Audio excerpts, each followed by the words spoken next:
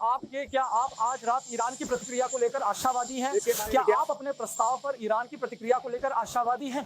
खैर देखते हैं क्या होता है। देखो उनके पास कोई सेना नहीं है, उनके पास अब ज्यादा कुछ बचा नहीं है। देखते हैं क्या होता है। हाँ, आगे बढ़िए। राष्ट्रपति जी, अगर आप अपना फैसला बदलें तो मुझे बताया गया है। राष्ट्रपति जी, आपने रूस यूक्रेन युद्ध में 3 दिन के युद्ध विराम का ऐलान किया है, क्या यह रहेगा?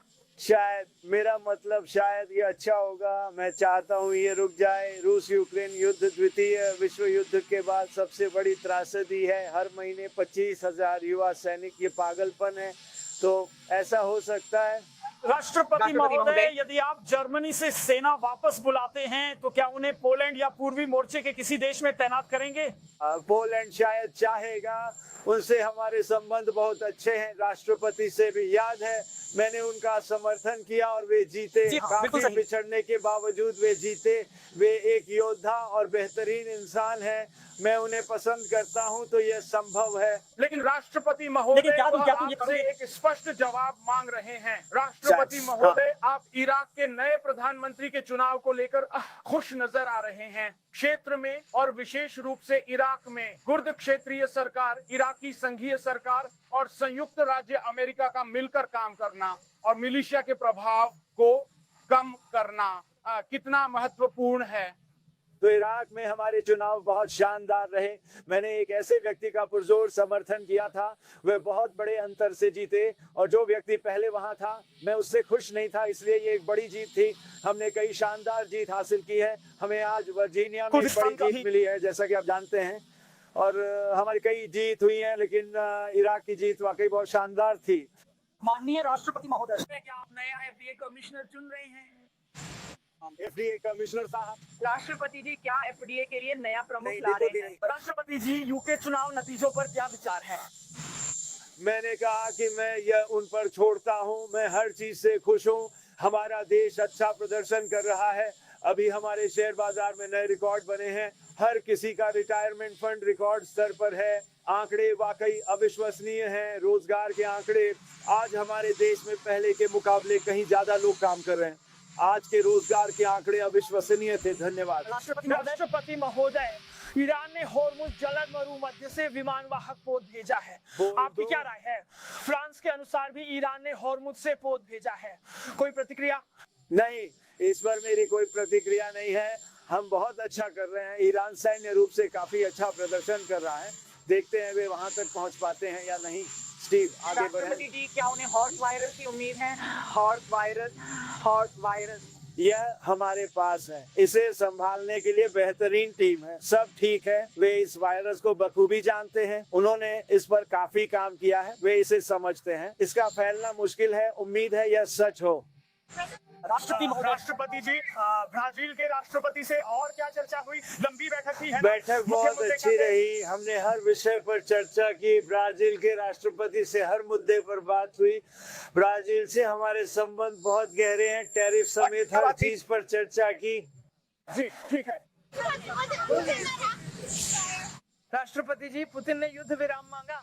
जी नहीं, ऐसा बिल्कुल नहीं है। मैंने उनसे इस बारे में पूछा था। पुतिन और जेलेंस्की दोनों ही इस बात के लिए राजी हो गए हैं। हमें कुछ समय मिल गया है जिस दौरान वे कोई भी हमला नहीं करेंगे। ये वाकई में बहुत ही अच्छी बात है। राष्ट्रपति महोदय, क्या है आपकी योजना? दोनों तरफ से 1,000 कैदियों की अदला बदली पर सहमति बनी है। वे जल्द ही इनका आदान प्रदान करेंगे। यह बहुत अच्छी बात है। रूस और यूक्रेन। उससे फिर बात करोगे? हाँ, मैं करूंगा। मैं चाहूंगा, मैं एक बड़ा विस्तार देखना चाहूंगा। ठीक है, हम देख रहे हैं, हम बारीकी से देख रहे हैं। कल के दिन आदरणीय राष्ट्रपति जी, क्या हॉर्स वायरस के चलते यूएन को डब्ल्यूएचओ छोड़ना चाहिए? नहीं, सब कुछ हमारे काबू में है। वे इस पुराने वायरस को अच्छी तरह जानते हैं। यह कोविड जैसा संक्रामक नहीं है। फिर भी हम देख रहे हैं। हमारी बेहतरीन टीम इसका बारीकी से अध्ययन कर रही है। राष्ट्रपति महोदय, राष्ट्रपति जी, ईरान के जनरल स्टोर पर मिसाइल हमले को 10 हफ्ते हो गए हैं। वह मिसाइल किसने दागी? उस मामले पर अभी भी अध्ययन चल रहा है। रिपोर्ट मिलते ही हम आपको सौंप देंगे। राष्ट्रपति महोदय, आदरणीय राष्ट्रपति महोदय, क्या यूक्रेन और रूस के बीच चल रहे इस भीषण युद्ध में युद्ध विराम की घोषणा के उपरांत क्या आप अपनी विशेष प्रतिनिधि टीम को आगामी वार्ता और चर्चाओं के लिए मॉस्को भेजने का विचार करेंगे? जी हाँ, मैं जरूर करूंगा। अगर मुझे लगा कि इससे मदद मिलेगी, मैं उस युद्ध का अंत देखना चाहता हूँ। मैंने 8 बल्कि 9 युद्ध खत्म करवाए हैं, अब 10वां भी कर सकता हूँ। मैं रूस यूक्रेन युद्ध का अंत देखना चाहता हूँ। पिछले महीने 25,000 युवा सैनिक मारे गए और औसतन हर महीने 25 से 30,000 सैनिक मारे जा रहे हैं। यह एक भयानक युद्ध है। राष्ट्रपति महोदय, दक्षिण कोरिया, आपने कहा था कि दक्षिण कोरियाई जहाज पर ईरान ने हमला किया था, लेकिन ईरान ने फिर से इससे इनकार कर दिया है। क्या आप साझा करेंगे राष्ट्रपति महोदय? राष्ट्रपति जी, क्या प्रोजेक्ट फ्रीडम फिर शुरू होगा? क्या ये जरूरी है? मुझे तो ऐसा बिल्कुल नहीं लगता। हमें अब किसी और रास्ते के बारे में सोचना ही होगा। हम साइन अप कर लेते हैं। प्रोजेक्ट फ्रीडम बढ़िया था। पार्किंसन ने मना किया था, जो हमारे दोस्त प्रधानमंत्री और फील्ड मार्शल हैं। प्रोजेक्ट फ्रीडम अच्छा है, पर इसे करने के और भी तरीके हैं। बात न बनी तो वापस प्रोजेक्ट फ्रीडम पर लौटेंगे, पर यह प्रोजेक्ट फ्रीडम प्लस होगा, यानी प्रोजेक्ट फ्रीडम और बाकी चीजें। राष्ट्रपति महोदय, जिस युद्ध विराम को चाहते थे, उसे हासिल करने में आप कैसे सफल हुए? हमारे बीच युद्ध विराम है, सब खुश हैं। राष्ट्रपति जेलेंस्की और पुतिन भी इससे खुश हैं और हम इसे कर रहे हैं। माननीय राष्ट्रपति, क्या आपको लगता है कि इस युद्ध विराम में इराक और इराकी कुर्दिस्तान को शामिल करना महत्वपूर्ण है? क्योंकि ईरान के साथ युद्ध विराम के बाद भी ईरानी शासन और उनके छद्म गुटों ने कई बार आपके सहयोगी इराकी कुर्दिस्तान को निशाना बनाया है।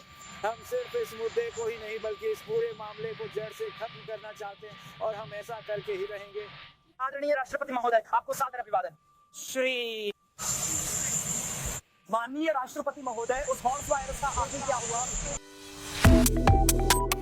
Subscribe to One India and never miss an update. Download the One India app now.